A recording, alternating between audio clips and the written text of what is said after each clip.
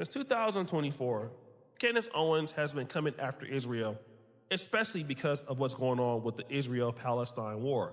This was a change in position from being pro-Israel and working with Turning Point USA in the Daily Wire to now having a complete 180 stance. This has come with at least some setbacks. The first setback was the firing from Daily Wire, at least we thought. She kind of took a break and we kind of thought that Candace Owens would be finished. Boy, were we wrong.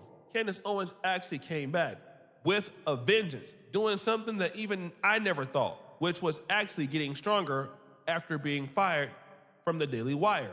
And then she started attacking the Daily Wire and even Israel, at least some parts of it, on her streams, getting millions and millions and millions of views each and every day, and actually alluding to the fact that while Charlie Kirk passed away, he was having an issue with Israel, and that somehow, at least it seems, that Israel could have been somewhat responsible for the murder of Charlie Kirk. And so after this happened, Candace Owens came out and said this. I went ahead this week and sent around a life insurance policy of sorts, a package rather, to people that I trust, a package filled with text messages, emails, private communications, videos, and private legal documents. So if anything happens to me, you guys will know exactly who it is that has been making my life a living hell over the past couple of years. People that are trying to bankrupt me, trying to bankrupt me and my family, that are threatening us, to sue us. Everything that Kanye said was so real, okay? I'm now at that point where you look back and you go, man, Kanye was right. He was really saying something about what it takes to leave, you know, to fight for custody of your own soul. Just leave me alone. Let me say what I believe and you say what you believe. Fight fair. Why do you always have to make this threat to bankrupt people? And I want you to know that those people, if anything happens to me, they have my explicit permission to release it all, detonate it all. And now Candace Owens is releasing some information that I thought was very, very interesting about Kanye West. Yesterday, and which got picked up, was to create a kill switch, right? To realize that Kanye was kind of right. Never too late to say that Kanye was right. Kanye said that in order to be free, you had to violate these contracts. You had to recognize that your voice is being controlled. And Kanye did just that. It was really an act of bravery to free himself. But I have no doubt that the same people that were torturing Kanye, the same people that were torturing Charlie Kirk, Kanye died today, would be the first to eulogize him. So let me talk about this because, I was on the phone with Brother George Macon not too long ago.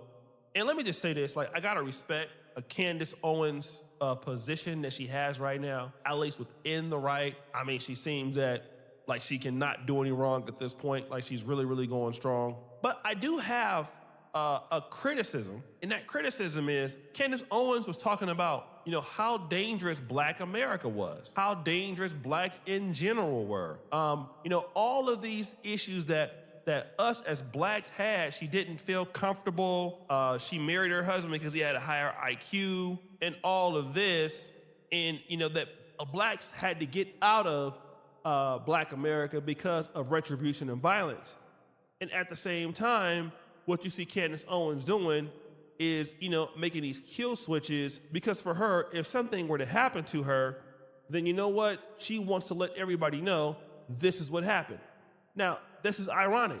You wanted to get away from Black people so that you could be safe and not deal with low IQ behavior. And then you get over here in the geopolitical situation, and then you find yourself in the same position, or you feel like in the same position with the Jews, and you're saying trying to ruin your life. You're saying that they're trying to do X, Y, and Z to you. And all of this could have been avoided if you would have just stuck true to your goal, which was be a Black conservative. Because see, the Black community was just a stepping stone to all of this.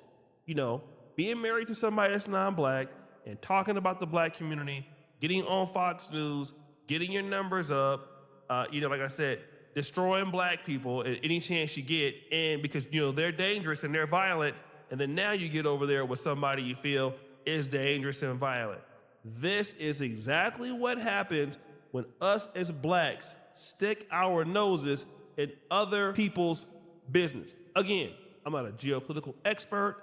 I'm not any of that. But if we were to focus largely on our issues and issues alone, we necessarily would not have time for what is going on in any other place, because every community that is successful is worried about developing their own personal communities. They're not concerned about developing something else or impressing something else. They're worried about what they could be doing to take advantage of that. Every group who's successful does that, even the Jewish community, right? They worry about what they can control, and people are upset about what they control because they feel like it is too much. But you simply can't get like that if you don't clean up your own community. Candace Owens' biggest opportunity was to work with Black America. Candace Owens' biggest opportunity was to develop in Black America as a so-called Black conservative. Same thing with Officer Tatum. If you felt like you were trying to save the community and you didn't need Turning Point's checkbook to do it, this is what we would see. But unfortunately, we did not see that. We saw just the opposite, okay? We saw the complete opposite. And now you out here running for your life. Now you're scared for your safety. It's ironic as hell. How did you get yourself in the same situation that you're trying to get away from? And ultimately, you put yourself in that situation because you wanted fame over what you wanted in the community. You didn't want to help the Black community. You wanted fame. You're not concerned about what happened to Black women or Black kids. You were concerned about how many zeros were after a sponsorship post or a checkbook.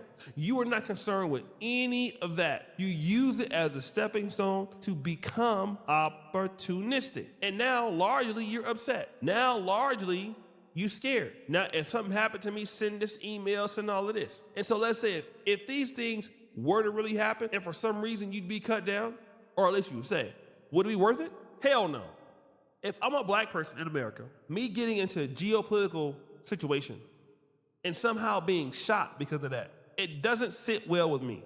I had the opportunity to own things in the Black community or in Africa, work with the Black world, where I actually can make a change. See, people want to criticize Black America and all of this, and you should do this and you should do that. But the reality is, unless you own things in the Black community, you can't force people to change their behavior. One of the things that I see Richards doing here is they employ a lot of their people, okay? And they're lean operators, very successful in the food and beverage industry. And if you're gonna work there, you're gonna behave a certain way. You just can't come in doing whatever the hell you feel like doing. No, you're going to behave a certain way. You're gonna have a certain arm in the business. And so now what happens is that person has to follow those directions or else. They build up stuff that's nice. They build up stuff that everybody wants to work with. Everybody wants to be in there. Nice bars, aspirational lounges, all of that. And you're willing to go to that and do it like that is because it's who is doing it for you. There's a level of respect for that. Same thing even here with Kanye West. Kanye West went around here buffooning anti-Black sentiments all across Black America for years, trying to get clout. Now all of a sudden you feel like you're afraid. Why you didn't feel like you were afraid when you were making that kind of stuff towards Black people? Now you're free. You're free now? It's interesting now. Now you're free. And both of y'all are out here, you know, because you want to basically send text messages and all of this. If something happens to Kanye, let me do the same place. What's funny is because none of y'all ever had any life in danger for the most part in Black America. None of you. Go out here to geopolitical politics, your Black shirts, being disrespectful to Black Americans, and all of a sudden, we got a winner. So guys, what do you think? It's your boy, D Jackson, back at it again with another episode of The Celebrity Junkie.